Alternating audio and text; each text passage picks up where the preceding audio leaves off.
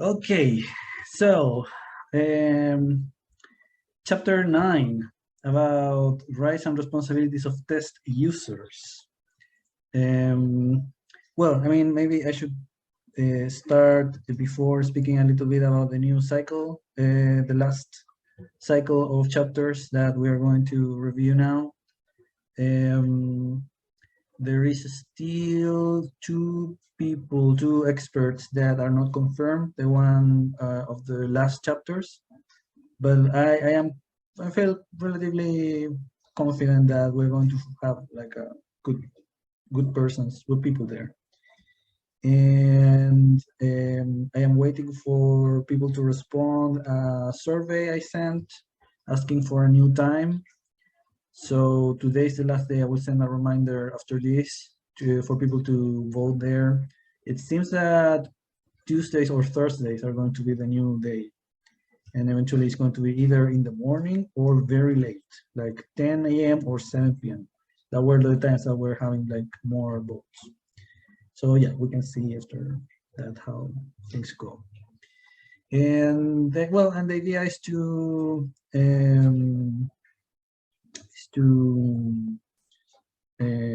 finish the study group with the last chapters.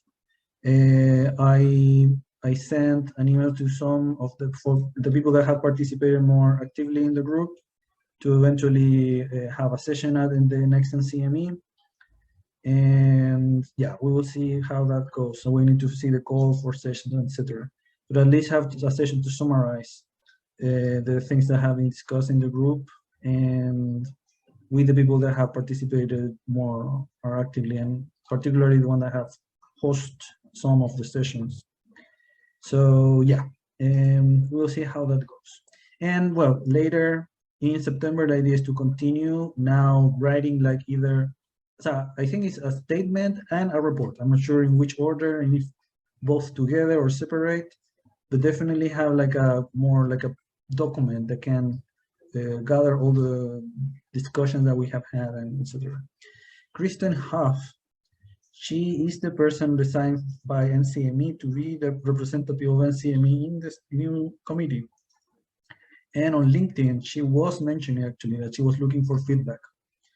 But leak feedback right now. I mean, maybe if we write a document, that's going to be too late for her, but definitely we should write something because this thing is going to last many years. So it doesn't matter if they are looking for feedback now or later. And yeah, so eventually Kristen Huff, at some point we will contact her and try to bring some of the things that we have that has been discussed here in the study group. That's it. Any question about the study group for the last part of it?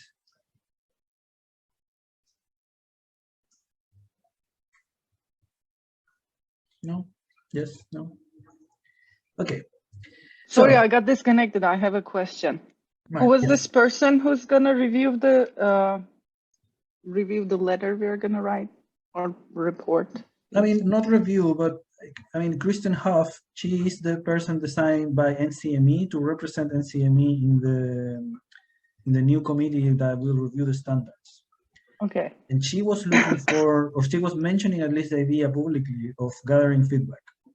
But there hasn't been more details about how exactly, which dates, etc. But definitely she should be part of our conversation at some point, at least I don't know, talk with her and make her aware about the things that we are doing. So yeah. Okay, sounds good. Thanks.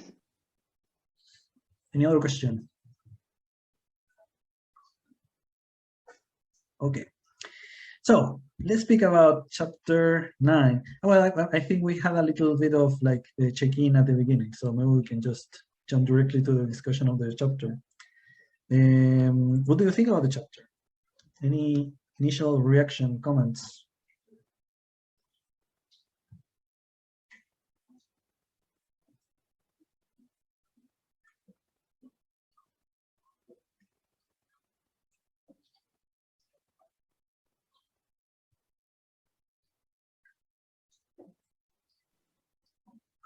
Sergio, sorry, can you share the InVision board link? Yes, give me one second. Thank you.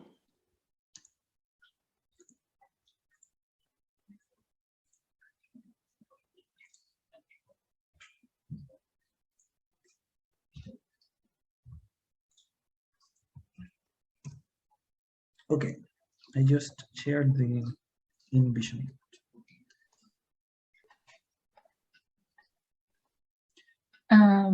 I'm just giving through the chapter right now.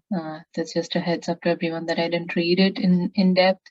Mm-hmm. From what I see, I do feel like it's a lot of responsibility, just because sometimes people use the test without knowing what it is meant to be, and so knowing what's in the test manual and you know, being aware of how to use the test is solely on the test user. So it's super important.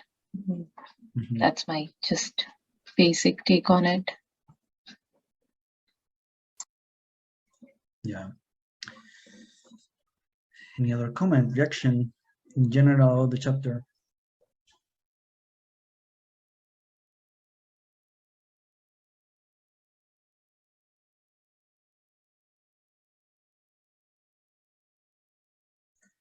On my side, I mean, the chapter is kind of summarizing a lot of the things that we have been reading before. And actually, in some part, they say that they are like doing that on purpose to trying to kind of collect many of the expectations that are on test users in one single place. So you can kind of read them all through. And I mean, I think this conversation about how much it is expected from test users and how realistic is to expect from some users to be able to, I don't know, like gather evidence or doing studies or understanding consequences and so on. Yeah, I mean, in this chapter, it becomes more clear that there is a lot of responsibilities kind of like passed to the users. And yeah, in some cases, maybe it makes sense because you need to also be careful with misuse. But also in other cases, at least for me, it doesn't seem too fair because it's kind of asymmetric, the relationship that you have between a test developer and test users, many users actually.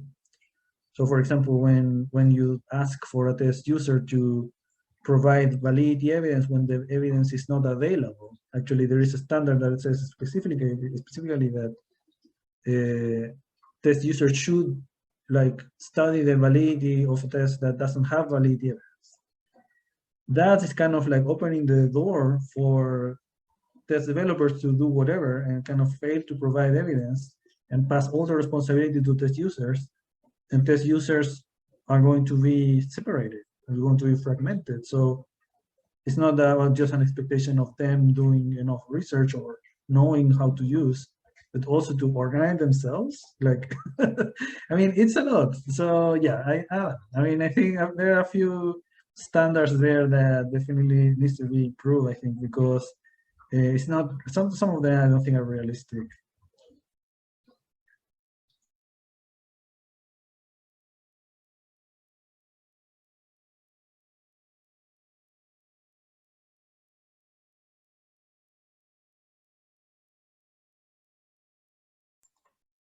So you said that if validity information is not available, it's up to the test user to make that available? Right. Or let me read that again to see if I am interpreting that correctly.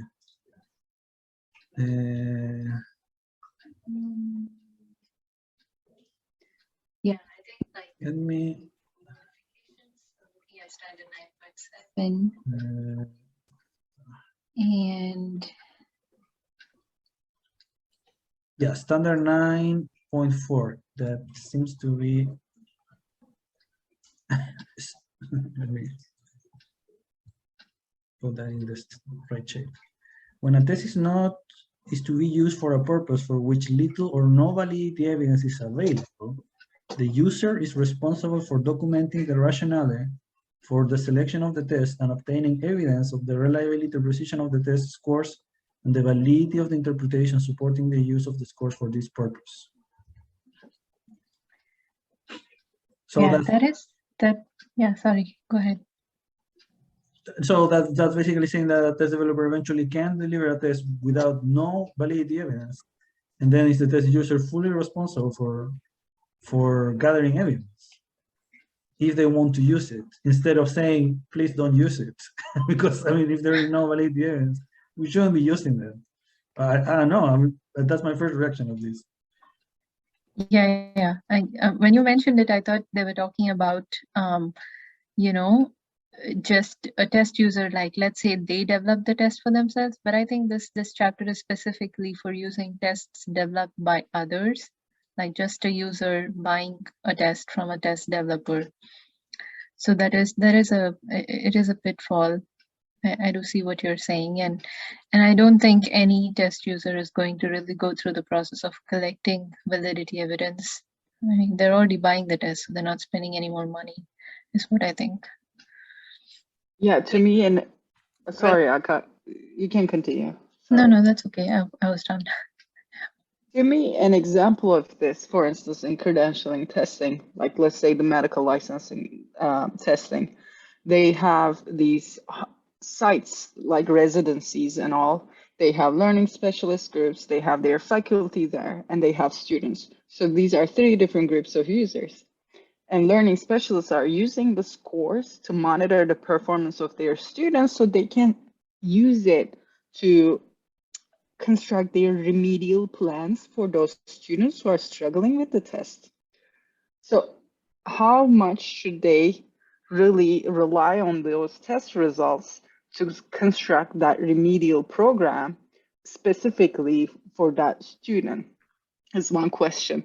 And at an aggregate level, residencies are getting scores based on these assessments that the National Board of Medical Examiners does. And these reports are mostly longitudinal, right? And they can monitor their performance across time. But when they sit and put that together longitudinally in terms of like the growth trajectory or whatever it is right there, like how are they using that information? Are they using it in a valid way, or are they just looking at, hey, this is increased. This is, even though it's 1 score increase, it's an increase, we're doing better, you know? Or are you really in the margin of error by increasing 1 score? So maybe this extrapolation of the interpretation in that regard at the aggregate level, and mostly at, I think when we're looking at longitudinal performance, even K through 12, we should really make that clear in terms of like for the users, they should really not extrapolate those longitudinal trajectories. And I think this chapter should really cover that in terms of like looking at the longitudinal performance patterns or whatever you would call.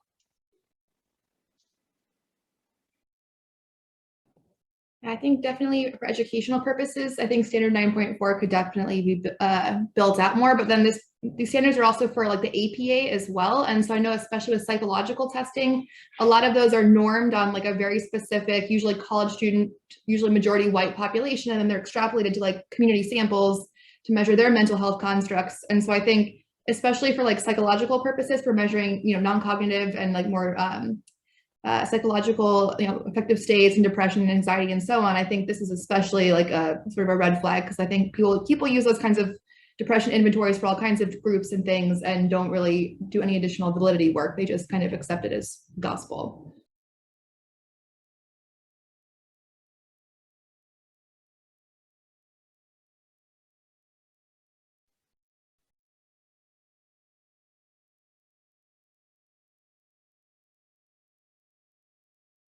Yeah, sorry, I was taking some notes.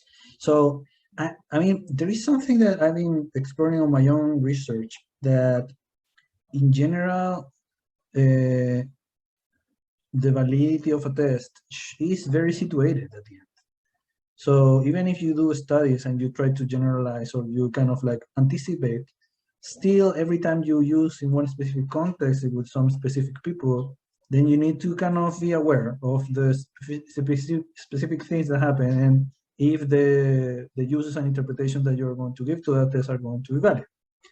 So it makes sense actually that the user has a reasonable amount of work because of the information that is unique to the user to know, because of this situated nature of test validity.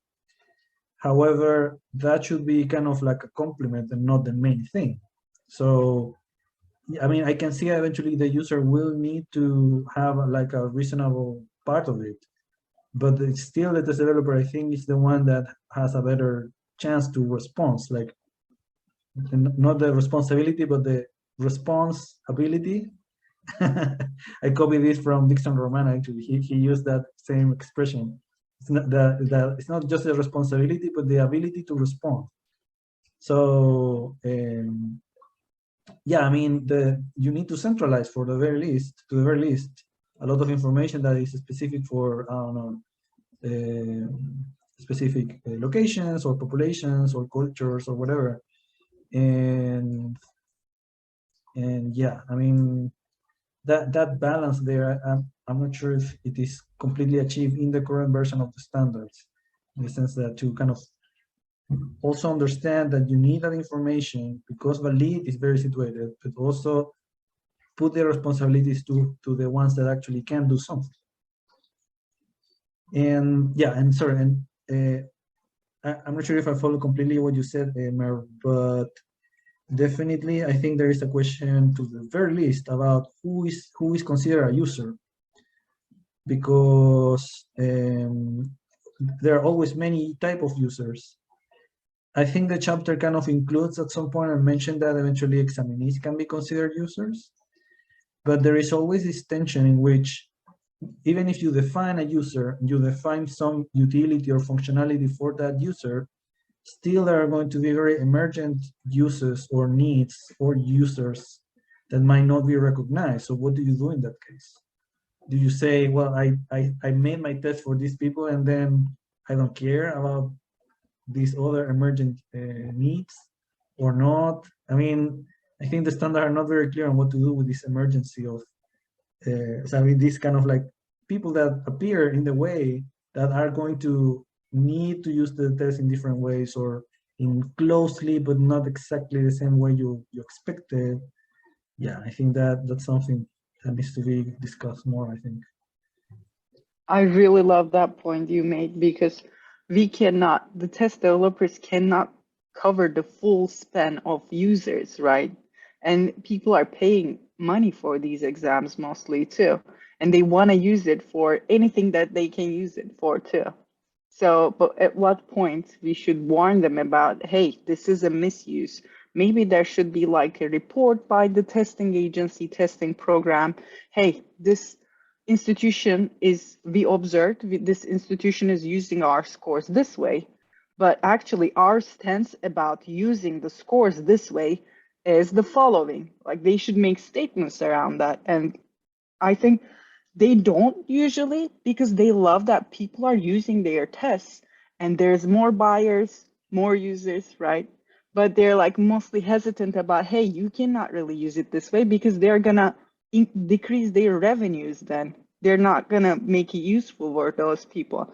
So I think they should hold into their integrity about just expressing the stance. If there's a misuse, you shouldn't be using the test that way, in case they monitor that misuse somewhere. If it goes under the radar, I don't know how to handle that, but it should not go under the radar. I think a testing program should monitor how their scores are used by institutions at aggregate levels for individual students. They should really have a monitoring system about not allowing misinterpretation. I think there are a few standards that mention that test users are, it's not test users, I think it's also test developers. I need to read again. But I think there are a few standards that are mentioning that you should provide information, but definitely there is no standard about monitoring, like being more proactive about it. Yeah.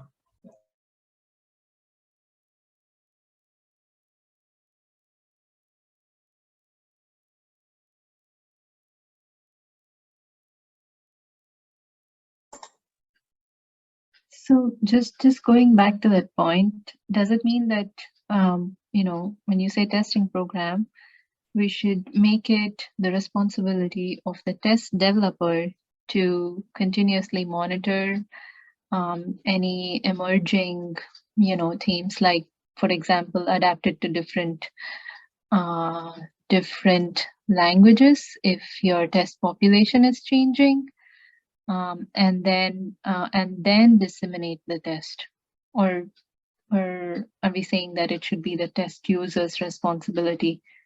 Because I feel like more people would benefit if you would put that on the test developer. But again, test developer is just a private vendor. So Yeah, sure I was, can do that. yeah, thanks for highlighting that. I was thinking more of the publisher developer side of it, because I don't think test users are psychometrically well informed to see what they can use it for or not. So test developers should involve in about how they're going to use it. Yeah, that's a really good point. I mean, you put that down, and if our standards are really strong and can have an influence there, I think that would be really valuable to the larger test user population. And this way is maybe, I don't know, this, if they have a monitoring system by the testing program, users would also be more critical about how they're using it. Hey, this testing program just made a statement about this misuse. We should really be careful. Maybe consult with the testing program if you're using these scores correctly, It should also be a responsibility of the test user in this regard to reach out to the program and say, hey, we're thinking of interpreting this way, but are we on the right track?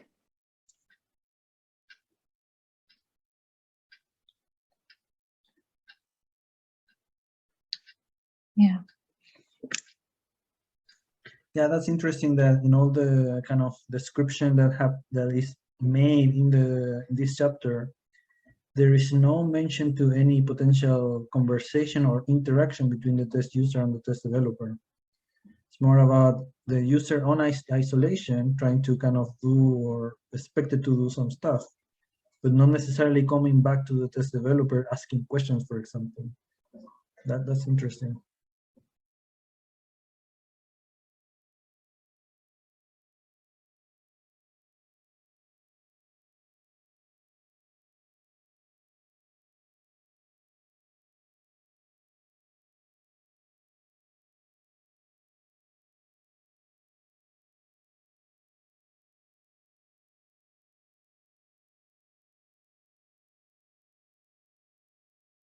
There was this standard 9.5. Test users should be alert to the possibility of scoring errors and should take appropriate action when errors are suspected. I found that funny because what does it mean to be alert? I mean, how do you know that you are alert? Or how do you know that you are properly aware? I mean, I see the spirit of the standard, but it still feels very kind of, I don't know, too open. And yeah, I don't know. I felt it kind of maybe this is one of the few standards that I felt it not explicit enough, because it's more like, yeah, you should do a good job. I mean, yeah, of course. I mean, we should be alert. We should do stuff, but I mean, if you don't explain to me what exactly to do in order to be alert or do a good job in that regard, it's kind of, I don't know, it feels too open, too general. I think I would reframe the standard and the comment itself in terms of you're monitoring scoring accuracy, but when they mean routine responsibility, essentially it's not to be alert, but to stay updated in terms of what is the latest available on scoring accuracy and trying to incorporate that to the extent possible when you're continuously using the test. Yeah.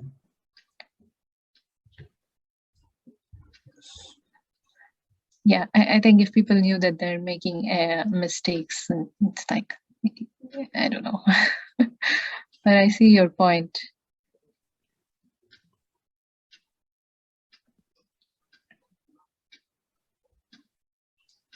Yeah, I don't know if I'm reading too much beyond what the standard says there, but maybe they're thinking in terms of there could be different kinds of error sources And like at the aggregate level, it might look different. At the individual level, it could look different. So maybe like think in terms of that.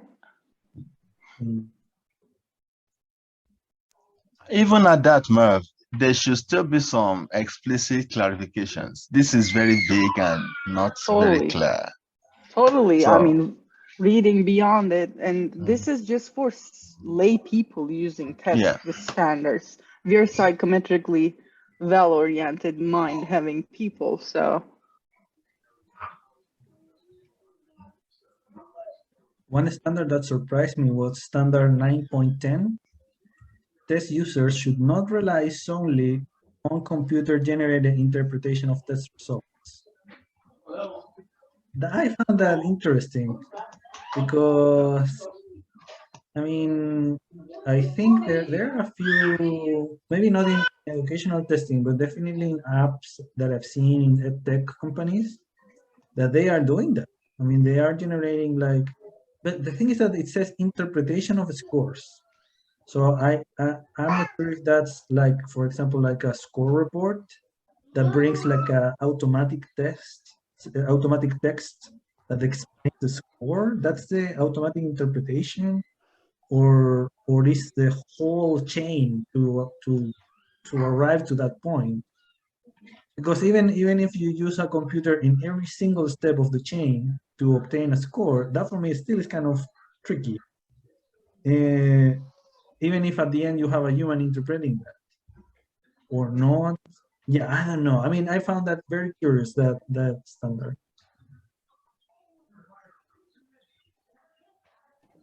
Yeah, I definitely have some issues with that, especially since, even if you have we have more and more complex machine learning algorithms for scoring students' written work.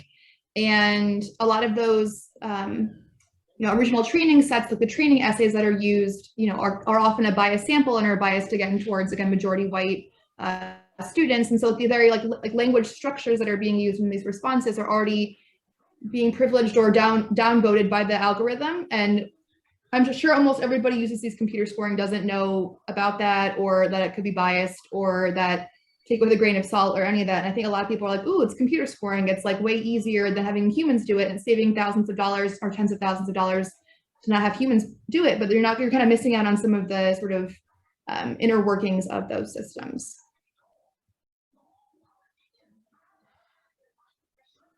this also looks like a disclaimer to absolve themselves of the examining bodies of responsibilities that may come up with misinterpretation of results, and maybe in publications, and they want to just absolve themselves, but notwithstanding.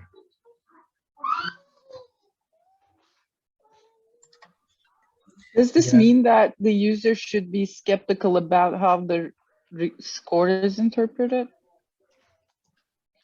Not just skepticism, the user should ensure he has proper understanding before making inferences.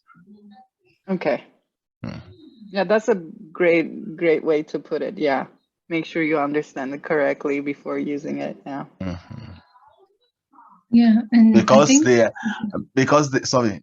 No, go ahead. Okay, because they have absorbed themselves of every interpretation that you may bring up from their test results based on this now. I've seen this word, like, it's not a substitute for professional judgment in other standards as well. I think that's something you have to put in there for people who just rely blindly on some algorithm. It's necessary, but this is also in 2014, right? I feel like there was not so much at the time in terms of machine learning algorithms. Maybe it was like used very little, if at all. So now there's definitely scope for expanding this and specifying, like, some sort of evidence is required if you're relying on computer generated interpretations. Like, state what algorithm you're using, what's its validity, or what's the relation between the scoring algorithm and a human scoring the same test. I think there's definitely scope for expansion and improvement of that standard specifically. I agree with you. I've been kind of having this idea in my mind more recently that I think the standard at some point should have one chapter specific for machine learning and AI. I mean, in the same way we have chapters for cut scores or chapter for reliability, I think there should be one specific kind of like gathering all these things that are related with machine learning and AI, even if those are repeated at some point. Yeah. But yeah, definitely have kind of have one chapter specific for all these things, because the use right now of those techniques are widespread and people are very excited. I mean, actually, we're going to have like a special issue at EMIP, I think. There was a call for papers on topic related with machine learning. So, I mean, yeah, we are hosting it a lot. So, yeah.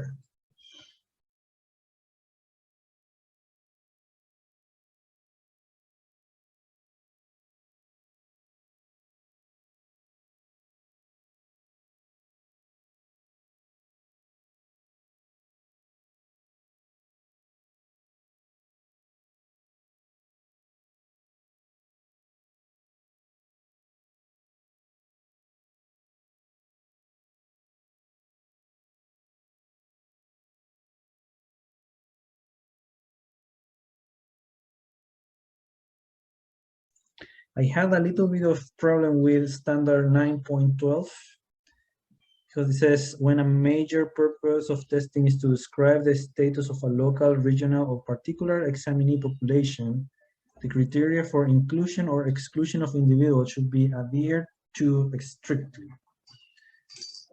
So I don't know. That standard made me feel nervous because, yeah, I mean, if you are having an interpretation or a use that really depends on who took the test and being kind of accurate in that membership variable, yes, for sure. But still, being super strict on membership can also open the door to hide the complexities in a community. I think in general, there is no membership that is so clean. I mean, there is no group that is completely kind of like either or like sharp boundaries between groups, or I mean, there's no And real. I mean, yeah. I can't think of one single category, not even And gender. if it were, it wouldn't be like, a test developer like developing a program and trying to make that available, because nobody develops a program, a test just to use it for one specific region or local. So it would just be some in-house thing. So yeah, I agree with you there. That doesn't make sense with regards to today's scenario specifically as well. I mean, not even for gender. Think that even if you say I want to do a test for women, then you will have the question: do you include trans women or not? I mean, even gender variable that you may consider like maybe one of the easiest to kind of define is not easy at all. And then you think about nationality, ethnicity, like race. Then there's every single membership category is so complicated that kind of say this thing of like what's the expression? It should be adhered to strictly. That strictly thing. I'm not sure, because I mean it exactly because of the use that can be local and regional or kind of specific, then you may need to kind of include more people that may be in between, or you are not completely sure if they should be included or not. Those boundaries should be discussed.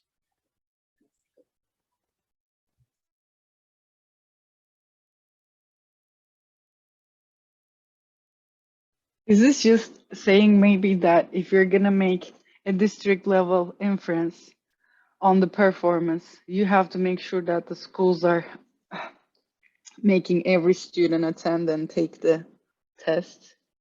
Is that what it is? Like, you make sure that your students are actually taking the test, so there's not an under estimated number of people, Hispanic people, let's say, not taking the test.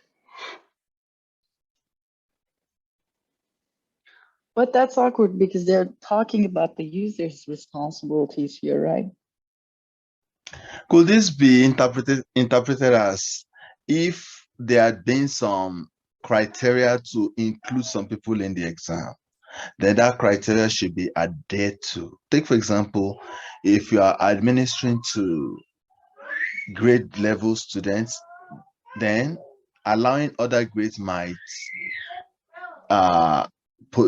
impair the results that you might get from that, since you are not following the requirement or the criteria that has been set for those that should take the test. Because considering the criteria for inclusion or exclusion of individuals means that, to me, I may be wrong, interprets that the examinee are already defined. Yes, I know there are so many variables that are becoming difficult to define now or to conceptualize.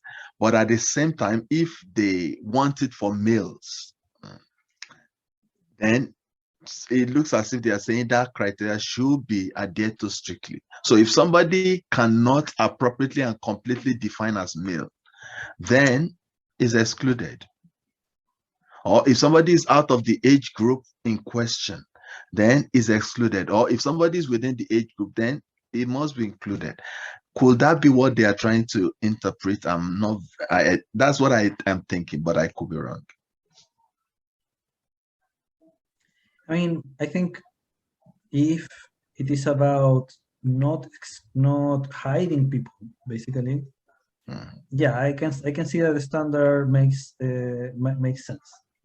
But when you are hiding people that may or may not be in that group, that's when I have a problem, because in that kind of sharp knife, when you really say you should or should not be here, then you are excluding all these boundaries that are kind of fuzzy.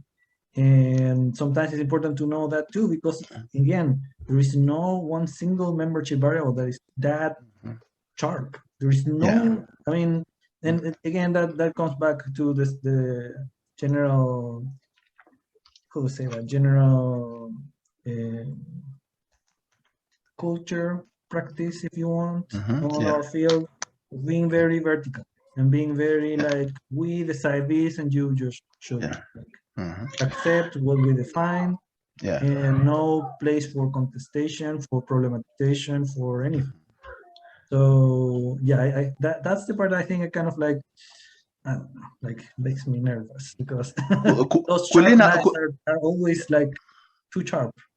Yeah, I agree with that. But could it also be that possibly whoever is designing the exam has not adequately conceptualized the criteria for inclusion or exclusion? Because now, if you're talking about gender and you're still restrictive on male-female definition, then possibly you are uninformed or you are not adequately aware of your environment. Do you understand? So maybe it's the designer now that must take the responsibility of expanding the criteria to accommodate every group that should have been represented. Do you understand? So if you are talking about gender now, then you are talking about all the possible gender represented. If you're talking about ethnicity, then leave room for others that you might not have defined. Do you understand? With that, the exclusion criteria will have been, the criteria will have been expanded and given room for some flexibilities. Do you understand?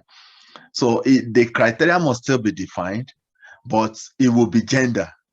Do you understand? It will still be gender, but you are accommodating all possibility of gender.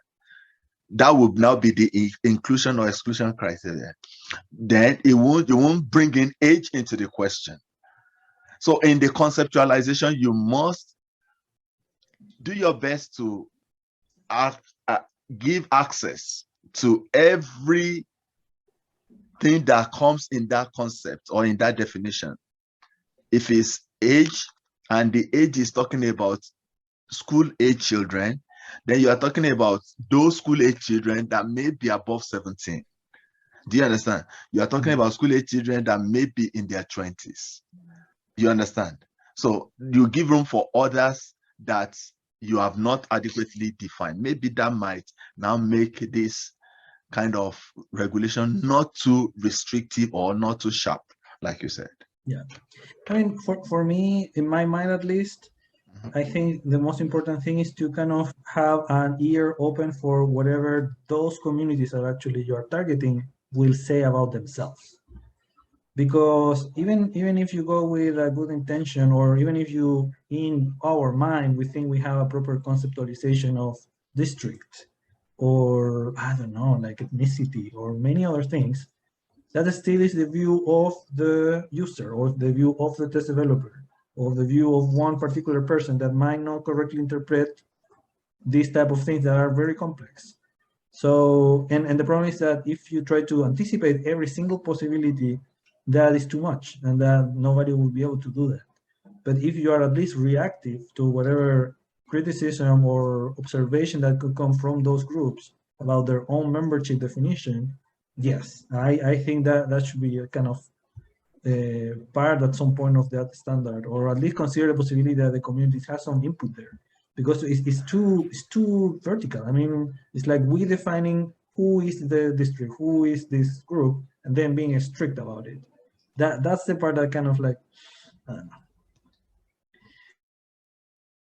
You're saying that the purpose of testing itself should not be that strict, that you describe only one particular population. I mean, the purpose.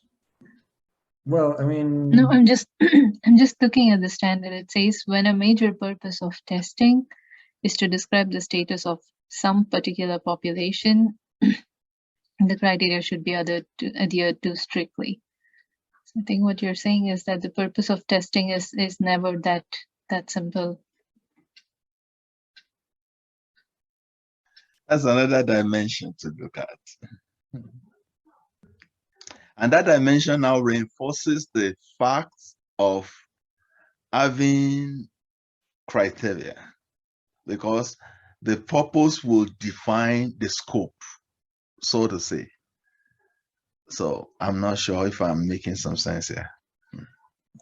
Yeah, but I mean, if you have a purpose that is so strict, there is even more reason to ask those communities that you are relying on to be that strict. You know what I mean? So if you're really having an interpretation that really for you to be that sharp in terms of who enters or who doesn't enter, even more reason to have like to kind of consult, and see like if these people think the same as you or not. So yeah, well, yeah, maybe we're speaking too much about this, but yeah, in general, I am, at least in my own particular research interest and in ideas, I tend to like the idea of like making this more participatory. And particularly with group membership, I think that should be also a layer in which we should be more participatory and have those communities that we are kind of seeing have their input about these things. Yeah. Maybe my understanding is also wrong, and I don't intend to beat this longer than necessary. But I was also wondering that by the time you are getting to testing, you must have done your consultations. By the time you are bringing purpose, you must have consulted wide and know what your criteria of inclusion or exclusion is. Maybe that's the angle from where this is coming from, but I'm not sure either. Can you repeat? I don't think I understood. Okay.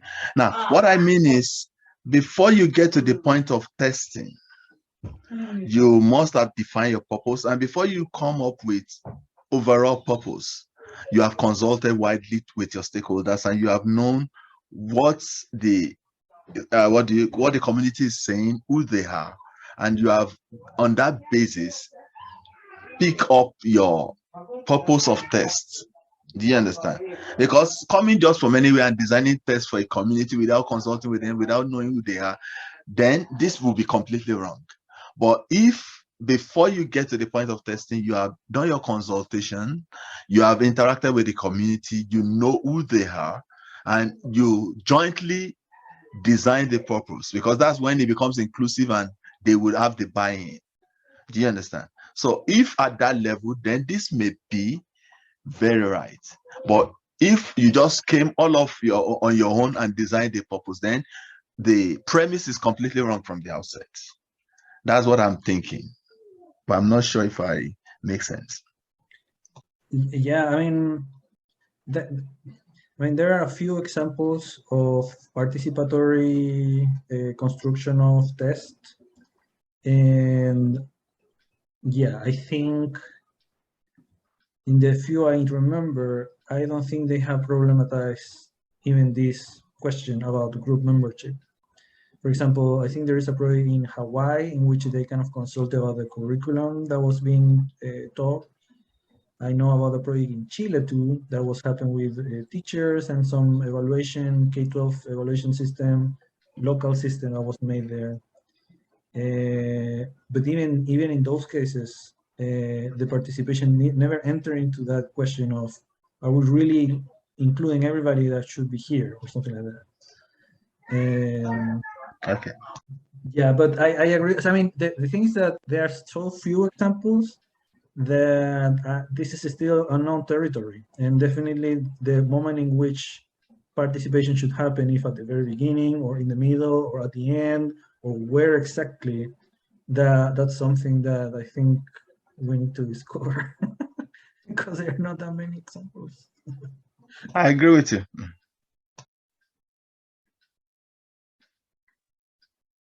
Does anyone want to talk about 9.22? Says test users have the responsibility to respect test copyrights, including copyrights of tests that are administered via electronic devices. So this pertains to test security, and given that many tests are now being, are accessible via mobile phones, how would you like tackle this one?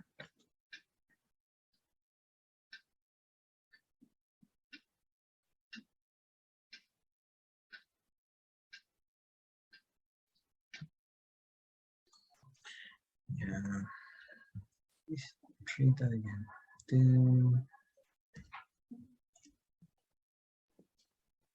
Yeah, I definitely think it's a serious issue. I know during the pandemic with a lot of, I only know more about aspects of like undergraduate education, but there were lots of examples of students taking online exams, which would normally be, administered paper and pencil, but because of COVID, they were all remote. But tons of students were cheating, like having multiple monitors open, having multiple, taking the test on their laptop and having their phone to look up the answers or things like that. So I think there is a lot of, there's a lot of work to be done in that area and not a lot of guidance, especially, if you're taking it on your phone or you're taking it on your laptop and taking pictures with your phone to, sell the test questions to Kaplan or some other test prep program. There's a lot of that kind of stuff already going on before testing was able to happen anywhere. And so, yeah, I think you're right. It is, there's not a lot of guidance there and it's a big problem. But that standard seems to be targeting like users that would kind of steal in some way the copyrights of the test developers. It's not even like the examinees, but the users. If I understand this correctly, test user may not reproduce or create electronic versions of copyrighted materials for routine test use without consent of the copyright holder. Yeah, because here, if you understand test user as the examinee, yes. But if you understand this user as, I don't know, a university that is using a test for, I don't know, whatever purpose, and they are kind of like copying the items or kind of, yeah. I think you're right. I think it's more to do with how you store and transmit test information and test user responsibility. But there are also points that, the test user is also responsible for the information not being disseminated. Maybe that's like a different standard or something. So yeah. But I don't know. I mean, if you are doing anything electronically, or available on the web or anything related with a computer, I mean, it's not realistic to to don't have like any screenshot taken or any picture like taken. I mean, I can see eventually you can ask people not to do those things, yeah, and they're like ethical and legal binding. But still, I mean, what's the point of develop an item that is too unsecure? I mean, where's the responsibility of the test developer in that case of providing something that is truly secure in that context? Yeah. I think the test format and how you present it on the mobile phone may have something to do here, because I just attended something and it's like, you don't give the person the option to scroll down. It's like once you select an option, it's done, and then you move on to the next question and you can't see it again.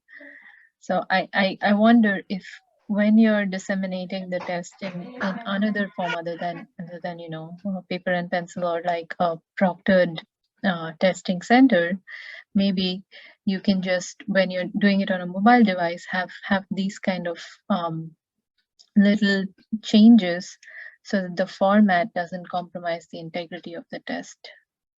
But yeah, it's definitely a point for discussion. In my opinion, I feel this is also one of the areas where the standards have given too much power to the what do you call it, test makers, because the responsibility shouldn't be with the test users. The responsibility should be with the test designers or test makers or whoever is the harbinger of the test. This one is trying to restrict users from exploring things around the exam. Take, for example, around the test, let me say, take, for example, if I want to do well in this exam, I should have access to previous test questions or test items. But most of our high-stakes test users do not even bring out their real questions. Most of the practices that we have around are permutations and speculations of people who have done the test and who maybe who have had interaction with the test in different ways or the other. Now, that right is taken from test users by this, from disseminating or passing on the test item for practice, for preparation towards future exams. And that's why they are still making a lot of money from this process. So I feel this standard maybe either should be reviewed or removed completely. It shouldn't be the responsibility of the test users. It should be the responsibility of the test owners or designers to ensure that they have their copyrights. So if I share something with somebody now, I shouldn't be liable. They should, I don't know, but it looks as if so much power is being divulged to the test owners than the text users here. Yeah, actually, I'm curious about what the copyrights actually say, like the copyright law says in the cases of items.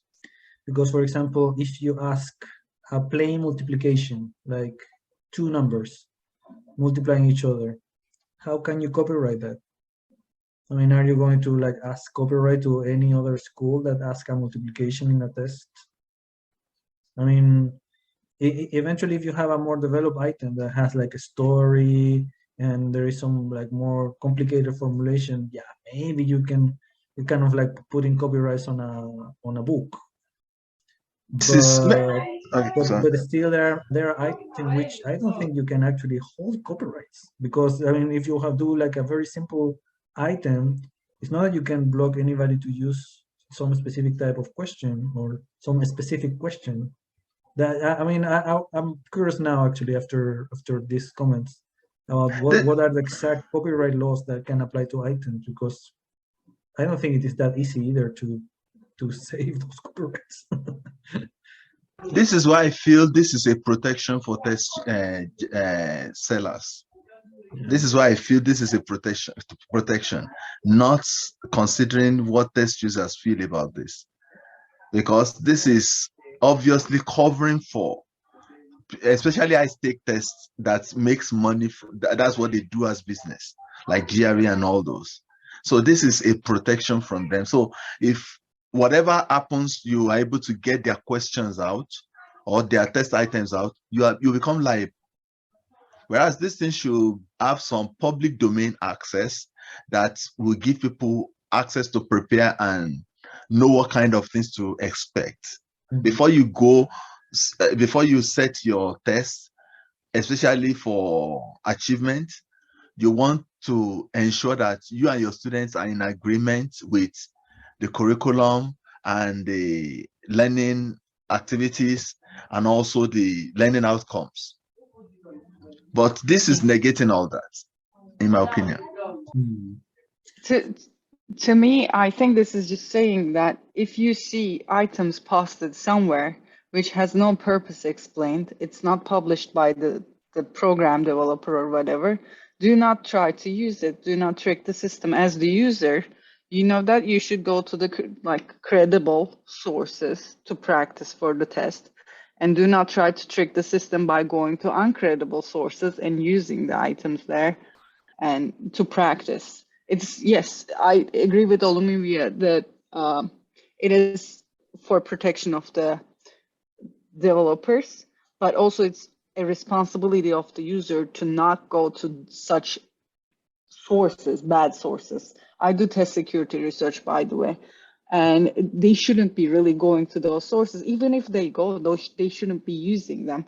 But people are using, and people are doing even more. As Maggie said, they're doing they're harvesting items. There are some people just paid to get the test done so they can memorize things and spread them, disseminate them later. So it's just, I don't know what the user understands from this statement, but yeah, it's more of an integrity question. That becomes clearer with this explanation, but then it should be framed like that. This framing does not interpret to what you explained just now, in my opinion. It's completely away from what you just explained. Okay, so I think we're on time now. I invited a professor from University of California called Mary Govine. I think that's the right pronunciation of her last name.